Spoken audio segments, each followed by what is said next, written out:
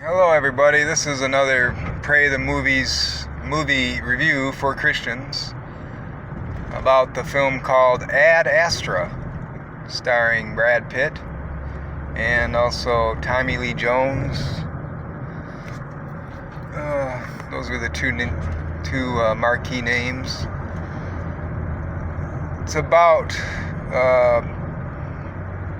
Brad Pitt plays the part of an astronaut, and Tommy Lee Jones is his father, McBride. And he's been gone for many years, presumed dead in space, at least presumed dead by his son, Brad Pitt, Roy McBride. But near the beginning of the movie, we find out that they actually think he may have survived, he might be alive on Neptune. And so Pitt is asked whether he's interested in going to Neptune to find his father, and he is, of course. It's a very slow movie. I mean, very psychological. A lot of kind of deep music, you know, that kind of gets you in that philosophical type of mindset about what's it all about. And the problem is in some of the parts of the film, Pitt actually is mumbling things. It's hard to hear what he actually says. So he said one thing about God at one point, but I couldn't hear what exactly it was about God. Almost like he's playing a believer in God. Seems like it. And his father turns out to have been kind of a nut job in search of aliens or intelligent life, and may have created mutiny on his mission many years before, which is why he's all alone up there in Neptune now. And but the son, Pitt, he doesn't know this yet at the beginning. Oh, there's another, what's his name? Donald Sutherland. He's also a marquee name. Father of Kiefer. And he always plays the same kind of character. And he actually gets killed. I think he died. Well, at least he was in emergency surgery near the end. And he relays some vital, top secret information to Pitt. Right at a key moment, and Pitt finds out that the truth about his father.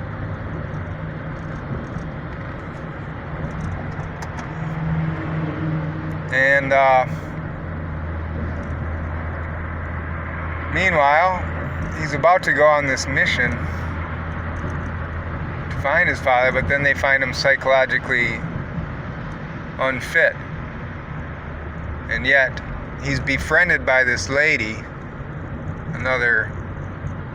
one of the workers up there on one of the ships, or on one of the platforms. And she tells him that his father was the murderer of her parents. But she trusts him that he'll do the right thing, and so she sneaks him on board. She helps him sneak on board the ship on the Neptune voyage. He gets on that ship, and right near the beginning, the other astronauts get in a fight with him because he's not supposed to be there, and he has to defend himself, and they end up all dying. He ends up alone on the ship to Neptune, which is billions of miles away. But I think they said it's a 79-day voyage. Kind of short for real, it would be much longer than that if you tried to do that today. But anyways, you presume it's later in time, and they have advanced technology. They also have a Mars expedition. That was kind of cool. They're on Mars. Oh wait, was that the moon? Anyways, they're on the moon at one point. I think they went to Mars too. And they get attacked by hostiles. That was probably the coolest part of the film, actually, because the rest was really slow and, philosophical. So anyways, Brad Pitt makes the journey to Neptune, finds his father, Tommy Lee Jones. Tommy Lee Jones is kind of a caustic, cynical kind of guy who tells his son, I didn't really care about you or your mother, I just had other things in mind. I wanted to find intelligent life. That was all he could think of. I think the quote was by Pitt. He says, all my father could think of was what he couldn't see. And he couldn't see what was right in front of him, meaning his family. Now there was kind of touching there, with Pitt playing the son, wanting affection from his father. Pitt says, I'm taking you back to Earth, but Tommy Lee Jones has no desire whatsoever to go back to Earth. They fight a little bit, sort of struggle, but Tommy says, let me go. They're fighting out on a lifeline so if you get unattached, you're gone. So Pitt lets him go and he floats away, and that's the end. For Christians, and then he makes his way back to Earth. For Christians, what can we say? I was thinking as I was watching about the Tower of Babel, and how we get so carried away with science and technology and the fanciful infatuation with intelligent life, aliens out there somewhere. And every night I usually hear a little bit of the show called Coast to Coast with George and Ori, and they are just nut jobs, far-fetched in terms of all the shows they do about aliens and Martians and whatever, UFOs. I think it really is a danger. This film actually does kind of try to bring people back to Earth, down to Earth, so to speak,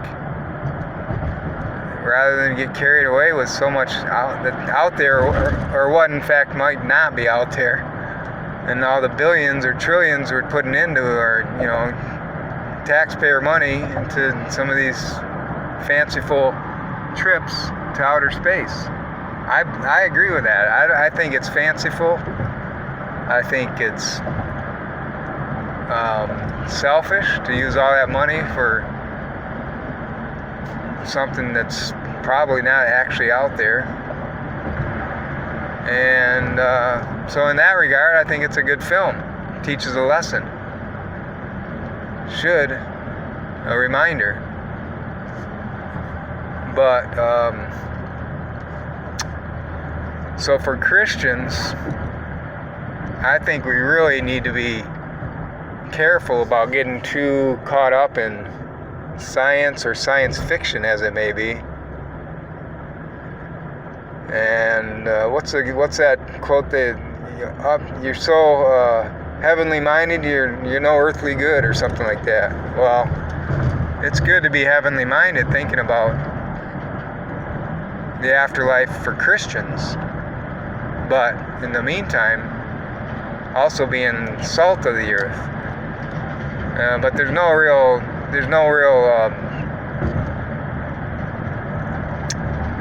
way to defend that for Christians, that we should be searching outer space for aliens and intelligent life. There's no mention there's no suggestion that there might be other universes and intelligence out there.